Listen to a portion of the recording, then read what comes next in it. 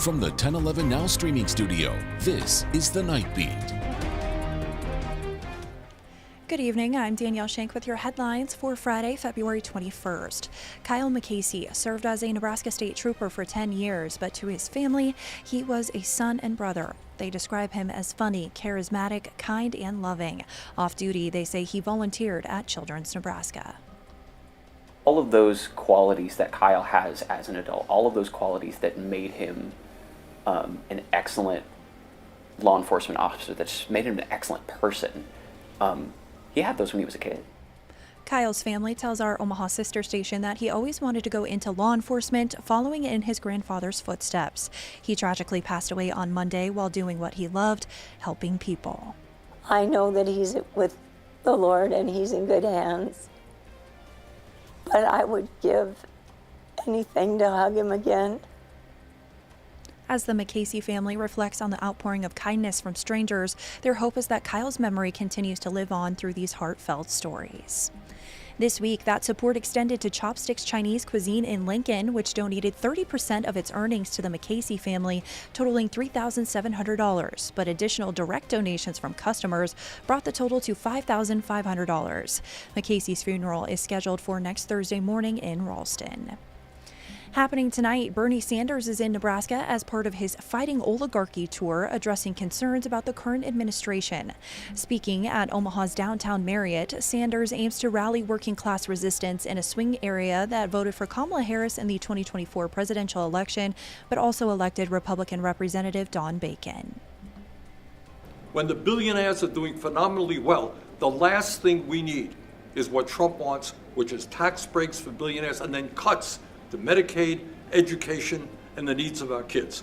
So the message is, get your congressperson to stand with working families and not cave in to the Republican leadership.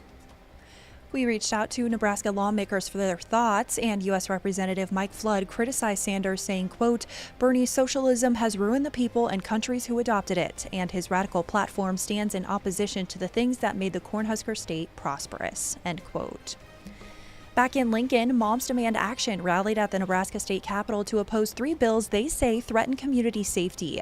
One, the Shoot First bill, removes the duty to retreat before using deadly force in certain situations. Another prohibits government entities from maintaining firearm ownership or purchase registries and penalizes financial institutions for categorizing gun and ammunition purchases. The third blocks government contracts with organizations that discriminate against the firearm industry. Hearings are set for March. The Lincoln teen, convicted of helping his girlfriend and stabbing her father to death, will serve 20 to 30 years in prison. Isaac Honingschmidt, now 18, pleaded no contest to aiding and abetting the use of a deadly weapon and tampering with evidence. In October 2022, 15-year-old Sally Gilmer stabbed her 70-year-old father, Jesse Gilmer Jr., multiple times, killing him. She was sentenced to 40 to 60 years for second-degree murder. Lastly, the Nebraska-Tennessee football series, originally scheduled for 2016 and delayed over a decade, has now been canceled. Nebraska cited major renovations to Memorial Stadium in 2027, which would reduce seating capacity and impact revenue. Nebraska will replace Tennessee with 2 MAC schools on its upcoming schedules. Bowling Green visits Lincoln in 2026, followed by Miami of Ohio in 2027. Northern Iowa will also play in Lincoln in 2027, giving the Huskers 8 home games that season. Rounding out your night beat is a check of the 7-day forecast.